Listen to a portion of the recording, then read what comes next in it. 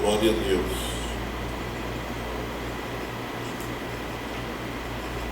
Meus irmãos, a paz do Senhor, vocês podem tomar os vossos assentos.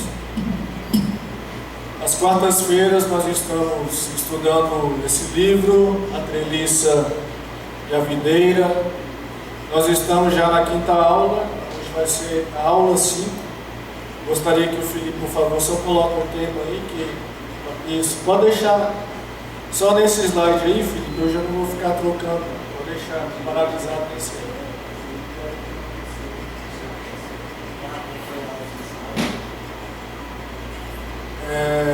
Nós vamos estudar hoje sobre a culpa ou a graça relacionada à tarefa de evangelização.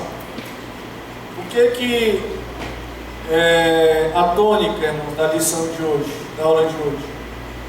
Nós estamos no nosso campo de Gurupi com uma visão estabelecida pelo pastor Antônio Baltazar para todo o campo. E nós, da congregação de Setor União, fazemos parte do campo, ou seja, nós não somos uma congregação independente. Nós não temos independência nem, digamos, jurídica. A nossa independência jurídica ela também não ocorre, porque o CNPJ da nossa congregação, o CNPJ da matriz. Para os irmãos terem uma ideia de que nós somos uma congregação do campo. O que significa isso?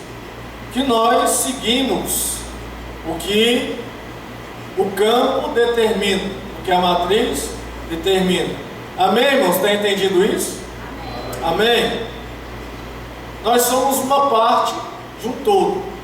Ou seja, o Setor União, ele tem... É interessante falar disso porque eu estou lembrando das minhas aulas de direito administrativo, quando a gente estudava autonomia, independência, porque o Setor União ele tem autonomia, mas ele não tem independência. Ele depende do que a matriz determina, ele depende do que o campo determina. Nós não podemos estabelecer, para os irmãos terem uma noção melhor do que eu estou falando, nós não podemos estabelecer, irmã Sueli, uma missão, visão e valores da congregação União. Isso não é possível. Nós seguimos o que está estabelecido pelo campo, porque autonomia é diferente de independência.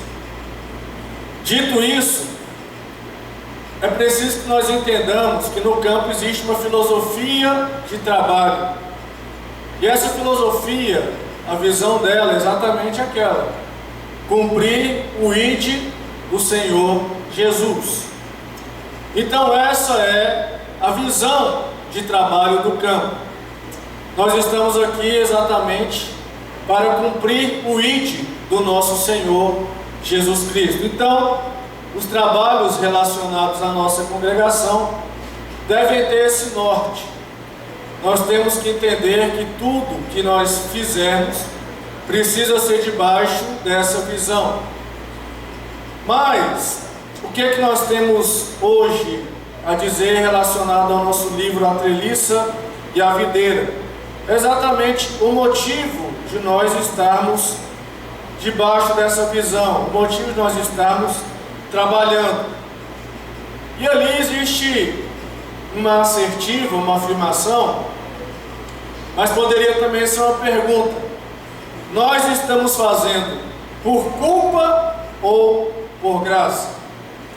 Os autores do livro foram muito felizes quando eles disseram que o evangelismo, como visão, ele não pode ser um novo legalismo de uma igreja. Ele não pode ser estabelecido como algo que vai tornar as pessoas especiais. Eu gostaria de explicar o que é o legalismo, já que nós estamos numa denominação que ela está numa transição. Se você olhar um pouco atrás a história da Assembleia de Deus, até algum tempo não era possível entrar nos templos se você não tivesse um traje bastante conservador. Conta-se, por exemplo, eu não posso falar porque não vivi esse tempo, mas conta-se que tempos atrás a ceia do Senhor era marcada, existia uma hora para a pessoa entrar na igreja, e se não entrasse naquela hora, ela ficava de fora da igreja, ela não participava da ceia. Talvez o pastor Lindomar, alguém que seja mais antigo, pode confirmar essa história. Ou seja, a pessoa saía de casa para poder tomar a ceia. Se a ceia tivesse marcado para 7 horas, chegasse lá 7h01, mesmo que chegasse atrasado, não entraria. E conta-se que tinha gente, presbítero Bruno, que ficava do lado de fora chorando, porque não podia tomar a ceia.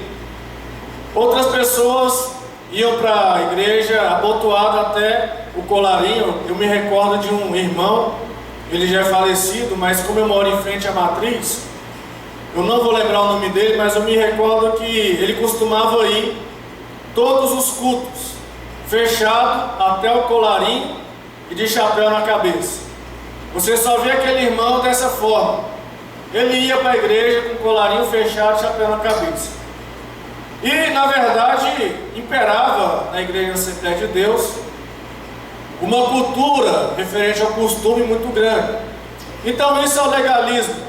O que é o legalismo? É você pegar aquilo que não é bíblico e transformar em algo que se torna quase uma doutrina.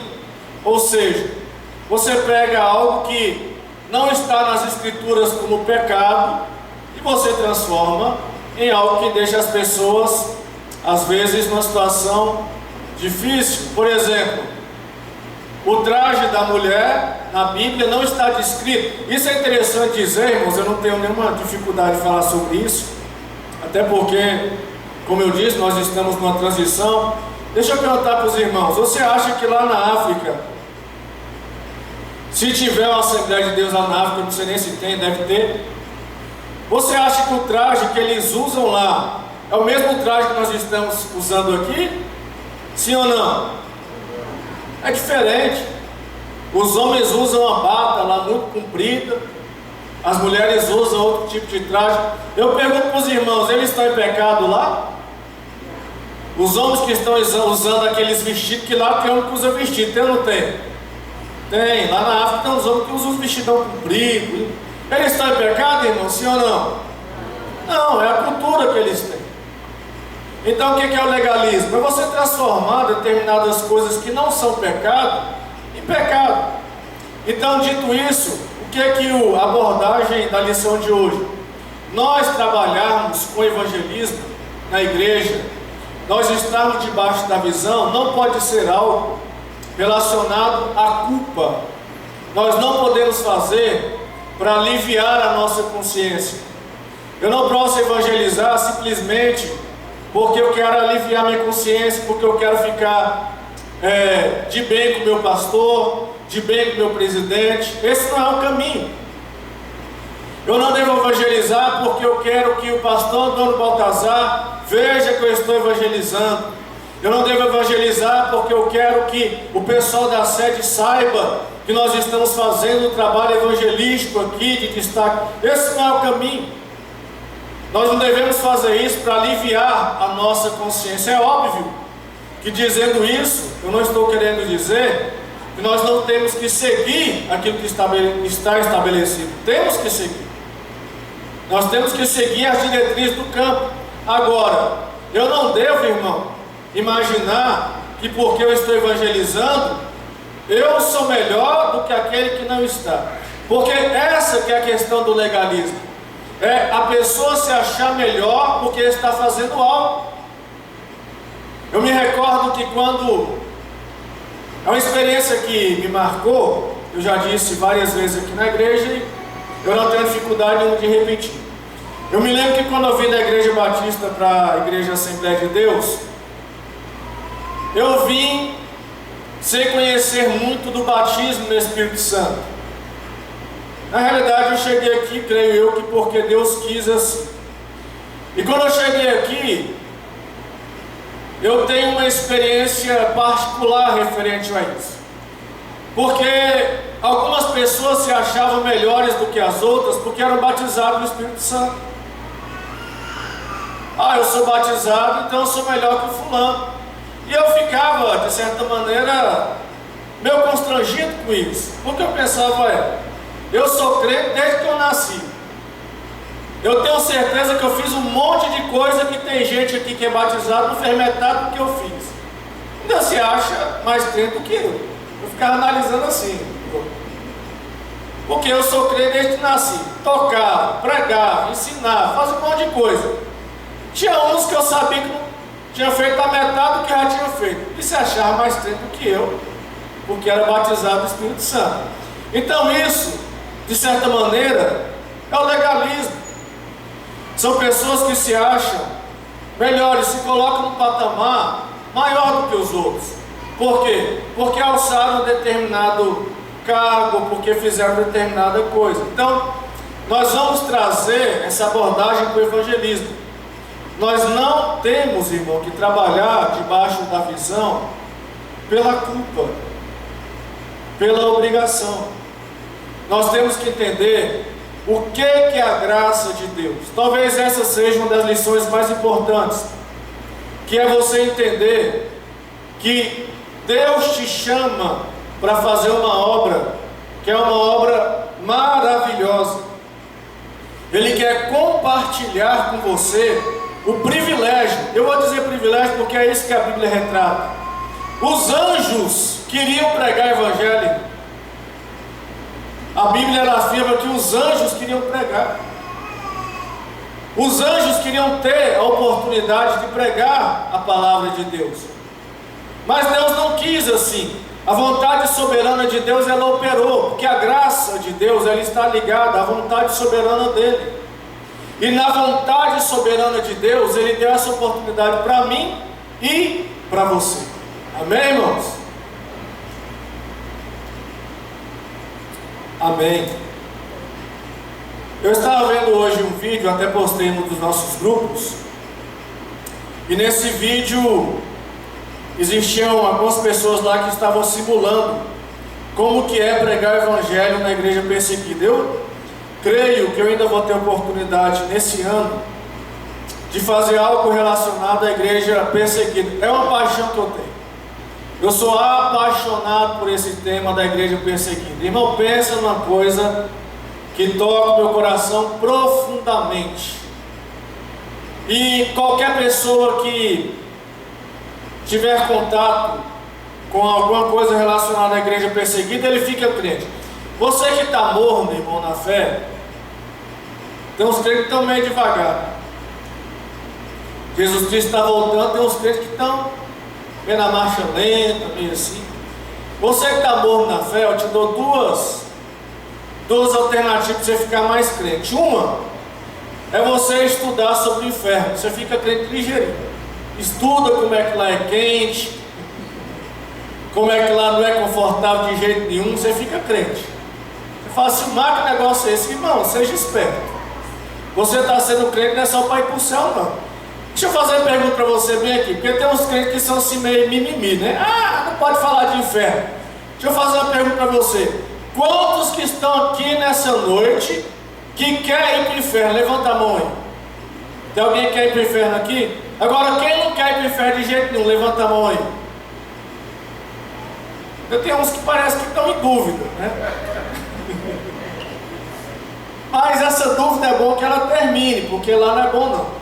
Outra coisa que eu gostaria de falar com você: estude sobre a igreja perseguida. Por quê?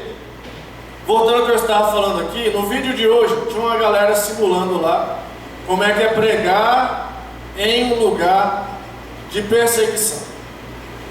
E nessa simulação, segundo os irmãos teve a oportunidade de ver, eles vão para o milharal. E lá naquele milharal, eles vão sem fazer nenhum barulho. Por que, evangelista? Porque não querem acordar alguém? Não. Porque em países onde a igreja é perseguida, funciona assim. Quando você tem a oportunidade de ter a Bíblia, que é uma raridade, você vai para um determinado local você não faz nenhum barulho. Normalmente, se você estiver num lugar aberto, ninguém prega para ninguém. Simplesmente lê a palavra de Deus e ali recebe o consolo da leitura da palavra de Deus. Nós que estamos aqui, meus queridos irmãos, nós estamos aqui pela graça.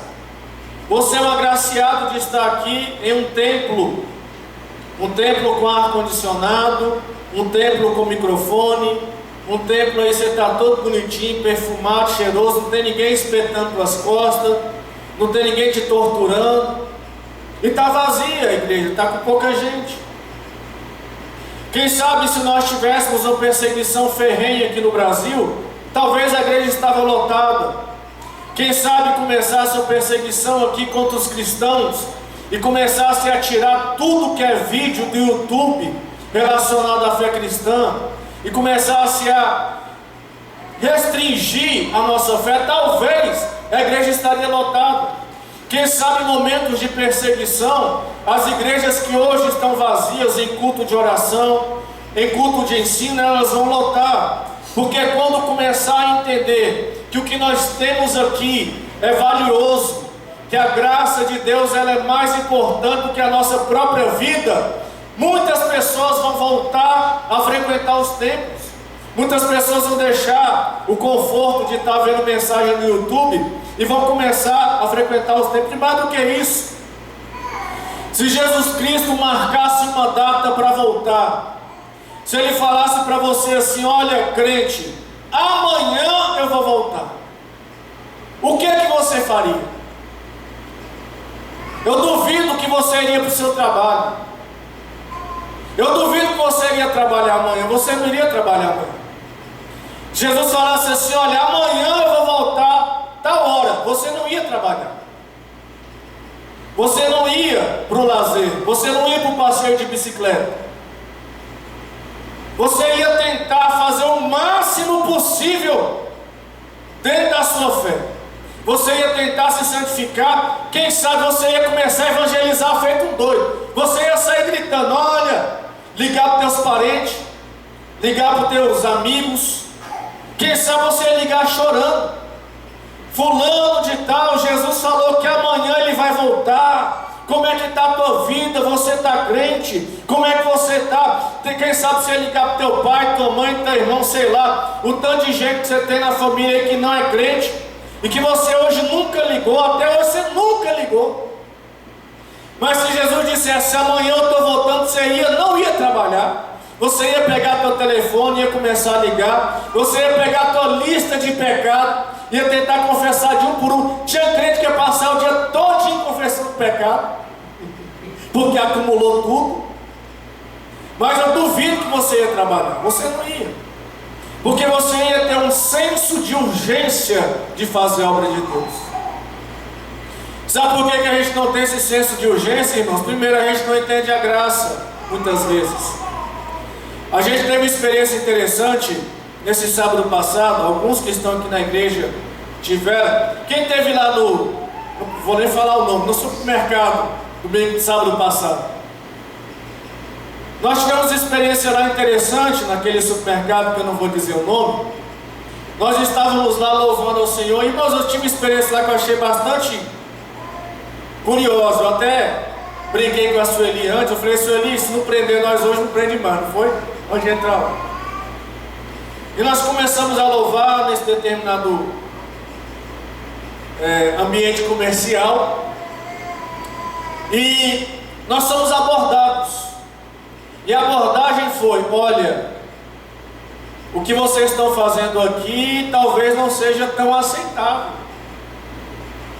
Porque eu entendi a mensagem que estava sendo passada. Nós estamos vivendo um momento, irmãos, que muitos lugares por aí estão dizendo que a pregação da fé cristã não é bem-vinda. O que está se desenhando aqui no Brasil é que tanto os ambientes comerciais como os ambientes públicos estão se tornando lugares laicos. O que é isso? A fé cristã talvez não é bem-vinda, porque se a fé cristã não é bem-vinda, aliás, se a fé cristã ela for disseminada, todas as outras também precisam ser. Então o que está acontecendo? Olha, não traga religião para cá, porque se você trouxer primeiro, vai incomodar uma parcela da sociedade, que talvez você veja o momento que nós estamos vivendo, talvez eu não possa nem dizer aquilo que eu gostaria aqui, porque vai incomodar uma parcela que está comemorando o seu dia hoje.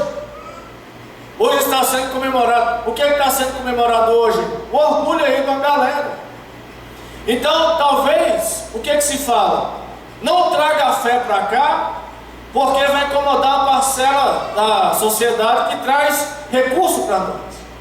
Não traga a fé para cá, porque vai incomodar uma parcela da sociedade que já tem muitos representantes em cargo-chave da sociedade.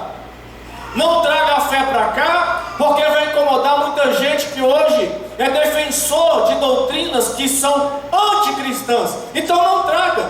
Eu não quero perder cliente, eu não quero perder patrocínio, eu não quero perder quem me sustenta. É assim. E tem muita gente que não está enxergando isso. Mas quando eu saí, que eu comecei a meditar no que estava acontecendo ali, naquele momento, eu comecei a pensar, como nós somos agraciados, como a graça de Deus ela é importante na nossa vida, porque o que nos move é a graça, o que nos permanece, o que faz nós permanecermos de pé é a graça. Porque deixa eu te falar uma coisa, qualquer um que faz qualquer coisa por obrigação, mais cedo ou mais tarde ele vai deixar de fazer, mais cedo ou mais tarde ele vai desistir, mais cedo ou mais tarde ele não quer mais fazer aquilo, porque a obrigação ele te leva só até determinado ponto.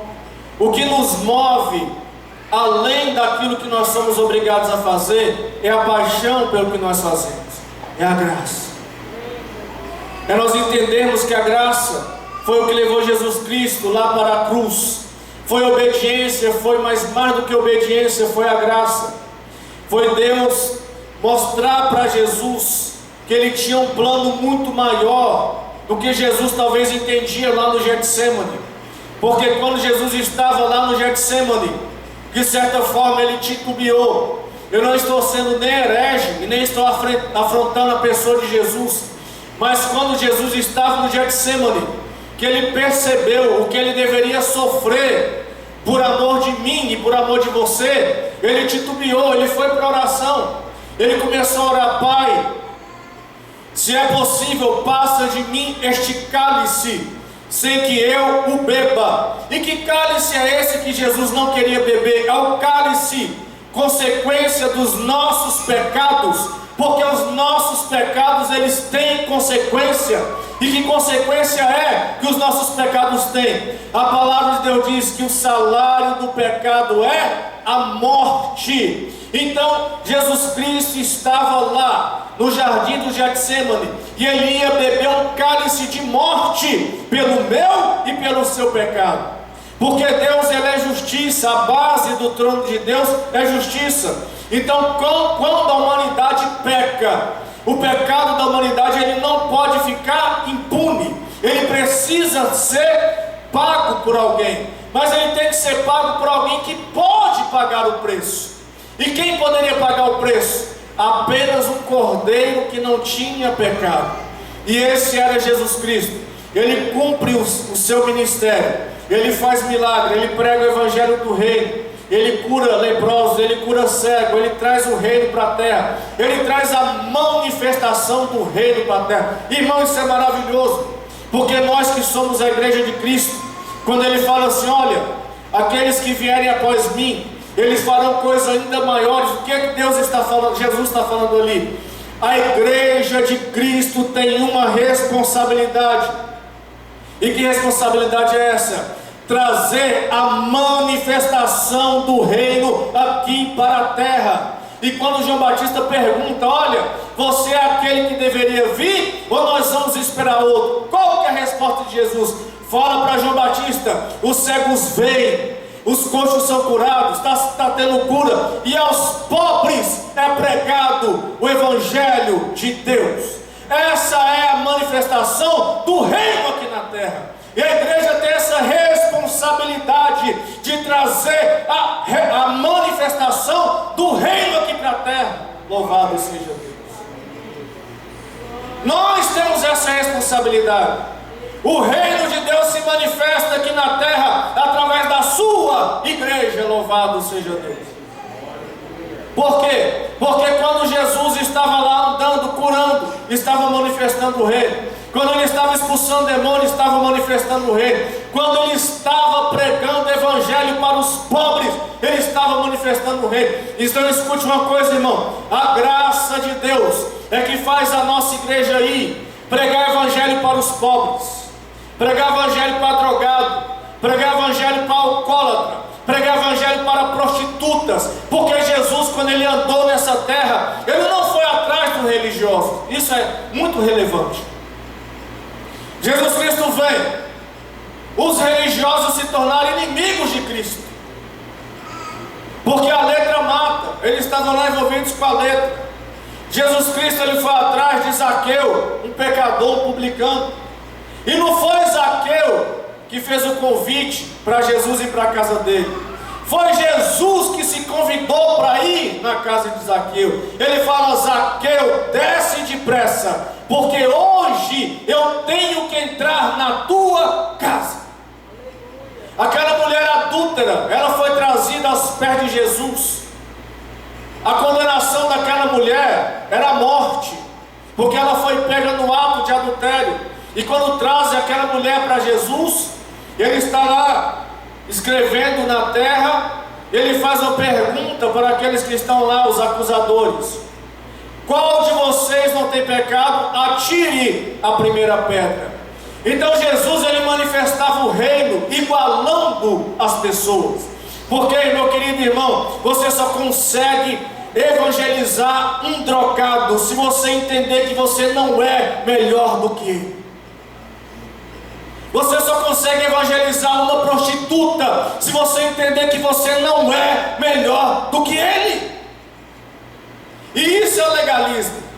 Não é porque eu coloquei uma gravata, uma roupinha bonita, não é porque eu sou crente, não é porque a minha família é crente que eu sou melhor do que alguém que está lá no mundo, não. Eu fui alguém alcançado pela misericórdia de Cristo, e nós só estamos aqui por causa da graça, e nós só estamos evangelizando por causa da graça de Cristo.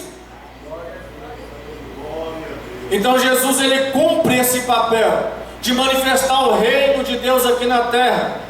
Ele iguala as pessoas. Ele é um Deus que se esvazia da sua majestade para pregar para os pobres, pregar para adúlteras, pregar para prostituta, pregar, abraçar leproso. Irmão, eu duvido que qualquer um de nós aqui nessa noite abraçaria um leproso. Você abraçaria, senhor? Da área da saúde, abraça, mas demora. Fala assim: eu vou pegar a lepra? Não de jeito nenhum. Jesus era aquele que tocava nos leprosos, irmão. Lá vem aquela mulher lá com o filho morto no caixão. Jesus não ficava consolando a mulher: não, minha senhora, que pena que teu filho morreu, não. Porque Jesus é a ressurreição e é a vida. Louvado seja Deus. Então Jesus, ele manifestou o reino aqui na terra, não por culpa, mas porque ele entendeu a graça de Deus, porque ele era a própria graça. Ele era a graça transformada em carne. Ele era o verbo que se fez carne. Então Jesus, ele era a própria graça. Agora chega um momento que ele está no Getsêmani, que ele dá uma titubeada, ele fala: Senhor, se é possível, Pai, passa de mim esse cálice sem que eu o beba, mas não faça a minha, mas a tua vontade. Daqui a pouco eu volto para esse texto. Deixa eu só fazer uma conexão aqui. Quando nós estávamos lá no supermercado, que nós passamos por aquela situação, e que nós saímos dali, eu comecei a meditar, eu falei, olha, nós não podemos reclamar.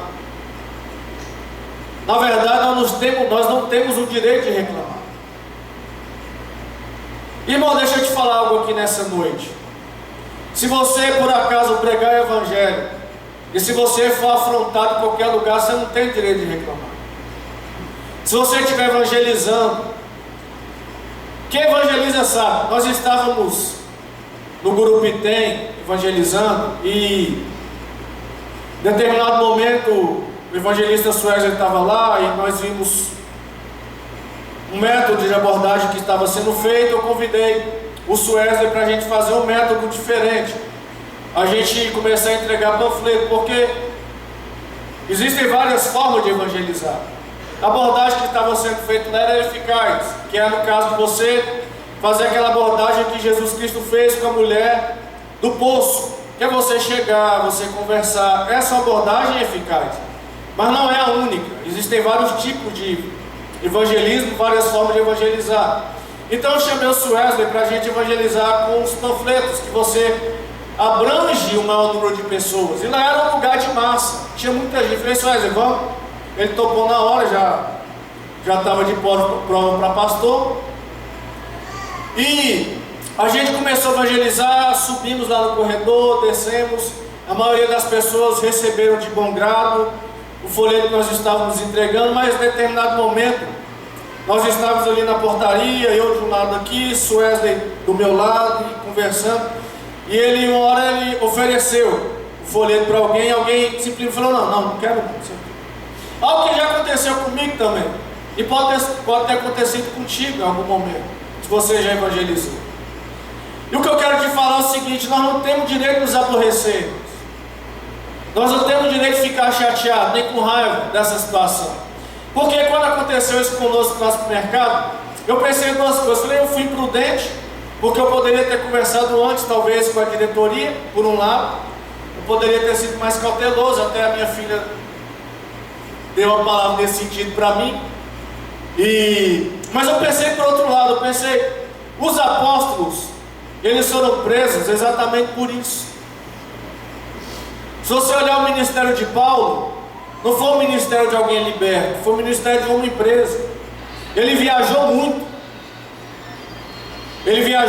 fez várias viagens missionárias. Agora, o que o pessoal mais lembra de Paulo é: Paulo evangelizou não sei aonde, Paulo viajou não sei para que lugar. Não é isso que o pessoal lembra? Paulo foi para Tessalônica, Paulo foi para Corinto, Paulo foi não sei para onde. Só que houve um momento que falou assim: olha, Paulo, o Espírito Santo está me falando que se você pregar naquele lugar, algo ruim vai acontecer contigo. Quem lembra dessa profecia no livro de Atos?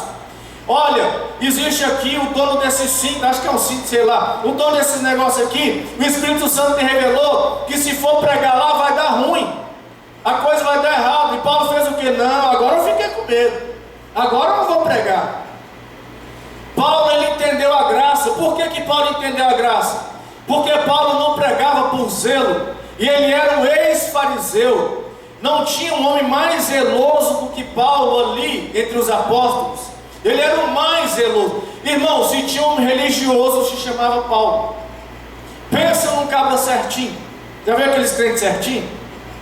Era Paulo. Ele era tão certinho que matava os outros para agradar a Deus. Agora, quando Jesus chega, que faz Paulo cair, e que coloca um espinho na vida de Paulo, Paulo entende a graça.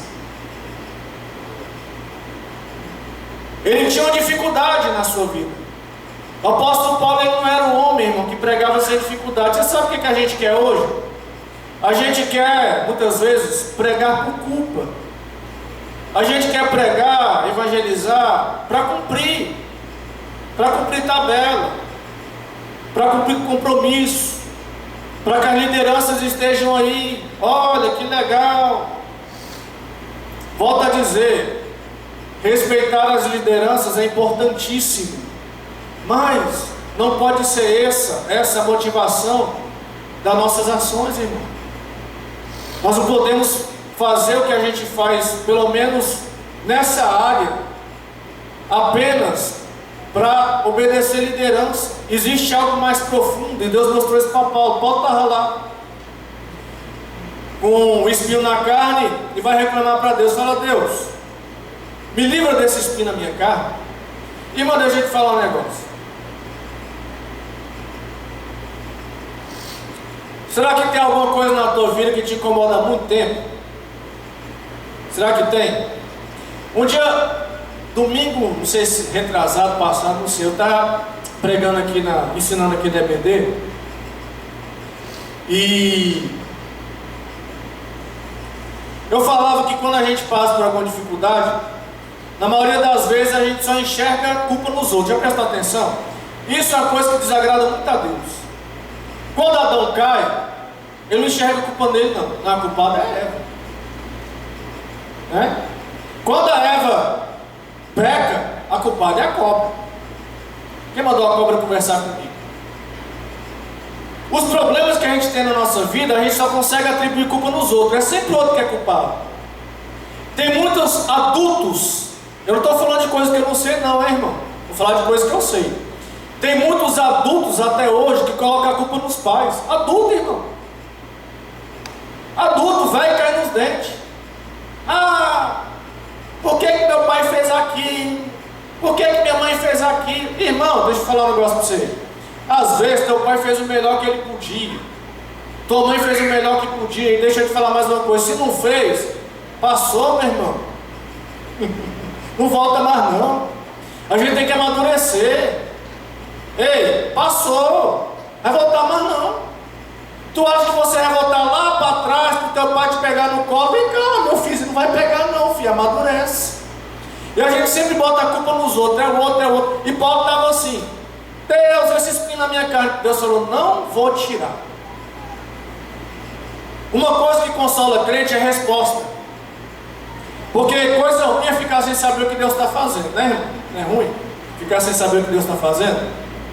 Agora, quando a coisa está ruim, que a gente tem a resposta, a gente fica melhor. O que aconteceu? Estava um espinho na carne de Paulo. E ele ora: Deus, tira esse espinho da minha carne. Irmão, deixa eu falar para você, lembrando disso aí. Você já orou por alguma situação que você quis uma resposta de Deus, Deus te deu outra? Alguém já orou aqui? Sim ou não?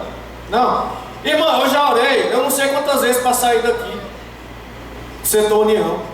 Eu moro em frente à sede. Eu não estou brincando não. Aconteceu um monte de coisa comigo. Eu falava: Jesus, não vou sair de lá. Vou sair do setor União, não quero mais ficar não. Eu orava para Deus: Deus, eu quero sair do setor União.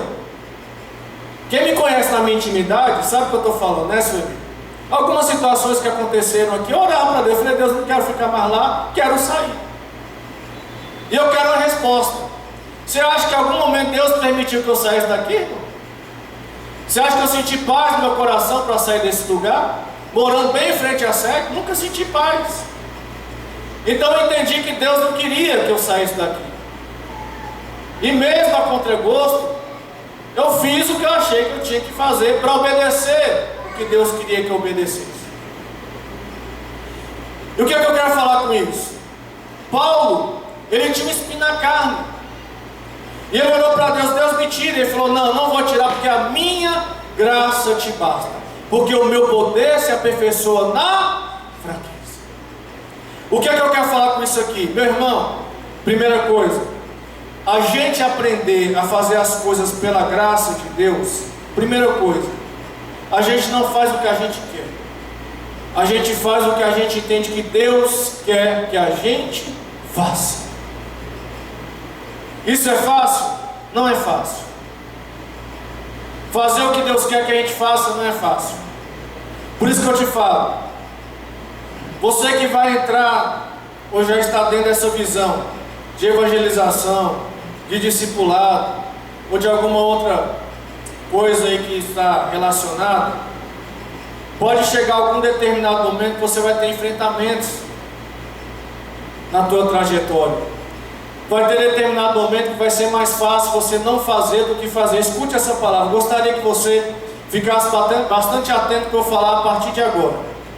Vai ter momento na tua vida E vai ter momento nessa trajetória de evangelismo que vai ser mais fácil não fazer do que fazer. Vai ser mais cômodo não ir do que ir. Mas, quando a gente entende a graça, quando a gente percebe um plano maior de Deus, só consegue evangelizar, irmão, de coração aberto, quem entendeu a graça. Só consegue fazer as coisas nessa área totalmente entregue quem entendeu a graça. Só que para você entender a graça, talvez você tenha que passar pela mesma experiência de Jesus, passar pelo teu Getsemane, passar pela tua agonia. O Getsemane, a agonia, é Jesus Cristo vendo os pecados da humanidade, vendo o pecado do outro e falar: é pesado demais, é muito pesado o cálice desse pecado. Só consegue entender a graça quem consegue enxergar os pecados dos outros e as consequências desse pecado, que foi o que aconteceu com Jesus. Ele vê o pecado da humanidade e fala assim: ei, é muito pesado o cálice para esse tipo de erro, é sofrimento demais, é dor demais, é muita dor que o pecado traz, é muito sofrimento que o pecado traz. Lá está Jesus no Getsemane, vislumbrando o cálice do pecado, e ele fala: Pai, é tão pesado que se tiver jeito, tira de mim esse peso. Só que Deus, a palavra diz lá em João, capítulo 3,16, né? Acho que é, né? Porque Deus amou o mundo de tal maneira que deu o seu Filho unigênito, para que todo aquele que nele crê não pereça, mas tenha vida eterna. Irmão, você imagina, Deus ele constrói toda a salvação da humanidade desde o início em Jesus Cristo. As profecias estão fundadas no sacrifício de Cristo. Ele é a serpente que foi erguida lá no deserto. Aquela serpente erguida no deserto prefigurava Cristo lá na cruz. Agora imagina se Deus vai deixar Jesus vacilar lá no Getsemane. Por isso que ele pede: Deus, não deixa eu padecer. Deus fala: você vai ter que ir, porque eu já levantei a serpente lá no deserto, e eu vou ter que te levantar na cruz, e a minha palavra ela precisa ser cumprida. Louvado seja Deus. Agora vamos entrar na graça, porque só consegue evangelizar quem entende a graça. Escute, para você entender a graça, você tem que entender o cálice do pecado. Como é isso? Imagina aí, quem é a pessoa que você mais ama na sua vida? Seu pai, seu filho, sua filha, seu irmão. Vamos fazer um exercício aqui para você entender a graça. Imagina a pessoa que você mais ama no mundo, e essa pessoa ela está no caminho errático. Essa pessoa está caminhando no erro. Imagina que essa pessoa que você mais ama no mundo, ela está numa vida de pecado, ela está numa vida de erro, ela está numa vida desconexa com Deus. Ela nunca foi regenerada. Ela é uma pessoa que morreu lá no Éden e permanece morta até hoje. Agora você imagina essa pessoa que você mais ama no mundo. Ninguém levou uma palavra de salvação para essa pessoa. Ninguém levou a palavra de salvação para o teu pai. Ninguém levou a palavra de salvação para a tua mãe, para o teu irmão, para o teu filho. Ninguém levou. Agora imagina essa pessoa que você mais ama no mundo. Ela morre. E quando ela morre, os demônios vêm buscar essa pessoa. Quando ela morre, os demônios vêm buscar teu pai, vem buscar tua mãe, vem buscar teu filho, vem buscar teu irmão. Eles pegam a pessoa que você mais ama e começam a arrastar essa pessoa para entrar dentro do inferno. Agora você imagina a pessoa que você mais ama sendo arrastada para o inferno, e chega lá no inferno, ela está no lugar onde o fogo nunca apaga, onde o bicho nunca morre. Imagina a pessoa que você mais ama, agora ela vai ser atormentada por demônios eternamente, e quando ela parar de gritar, vai vir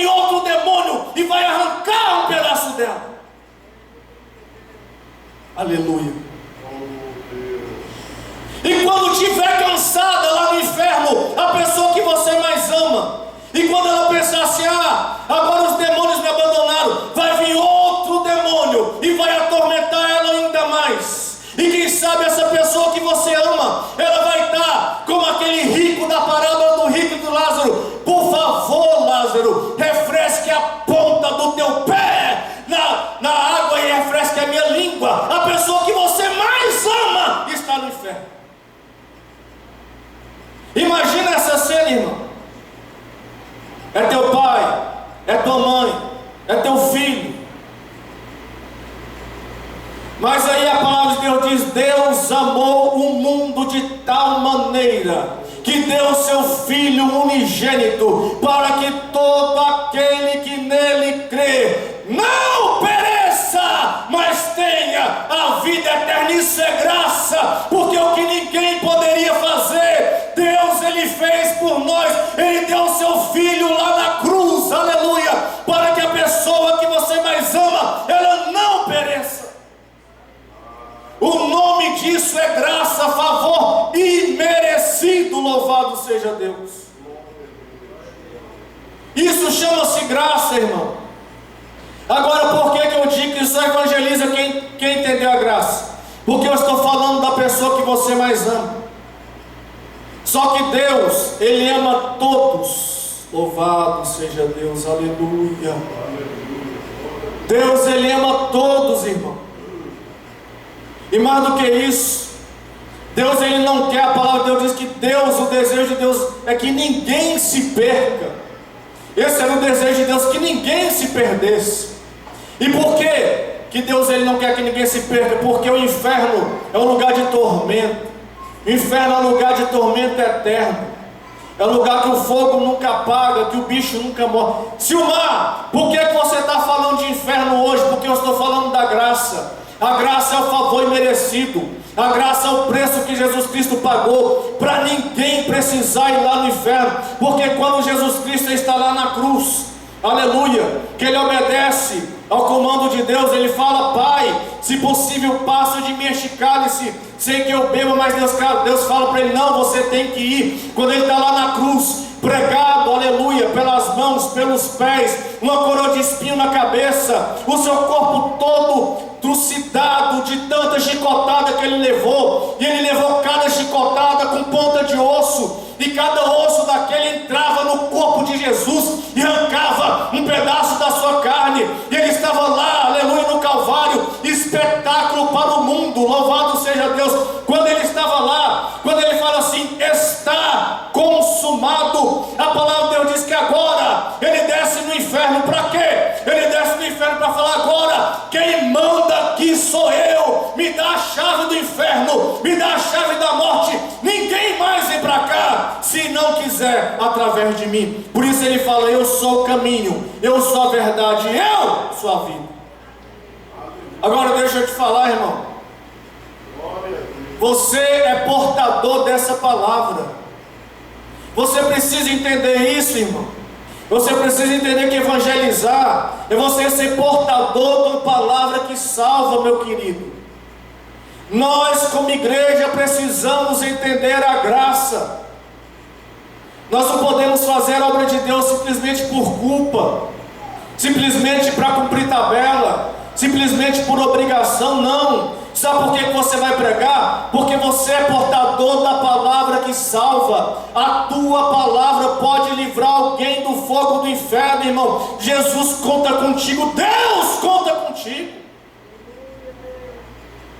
Eu já passei experiências, poucas, mas para mim já são demais, para saber a importância da pregação. A gente muitas vezes, se você perguntar, irmão, para mim, eu prego desde jovem, e se você perguntar assim: quantas pessoas já se converteram na sua pregação? Não sei, eu nunca contei. Agora, se você perguntar para mim, Silmar, quantas pessoas que você teve a oportunidade de falar, e que você sente no coração até hoje, por não ter feito mais, eu sei te dizer. Isso eu sei te dizer. Eu sei te falar do meu colega de trabalho que trabalhava comigo e se suicidou. É uma coisa que eu carrego comigo. Alguém que trabalhava no meu local de trabalho se suicidou. Isso é a dor que eu carrego comigo. Porque eu me questiono, falei, Deus, o que eu poderia ter feito mais para aquela pessoa? Eu, como portador do Evangelho, por que eu não fiz mais? Por que eu não falei mais? Por que eu não testemunhei melhor? Por que ele não conseguiu ver Cristo através de mim? Isso é a dor que eu carrego comigo, irmão. Eu não sei se você tem uma dor semelhante à minha, de alguém que você poderia ter pregado o Evangelho, mas a pessoa se perdeu.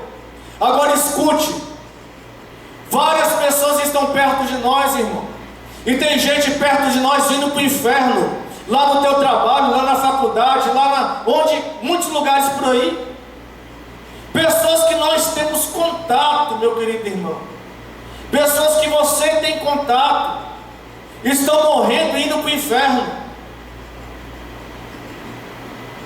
Silmar, como é que você sabe disso?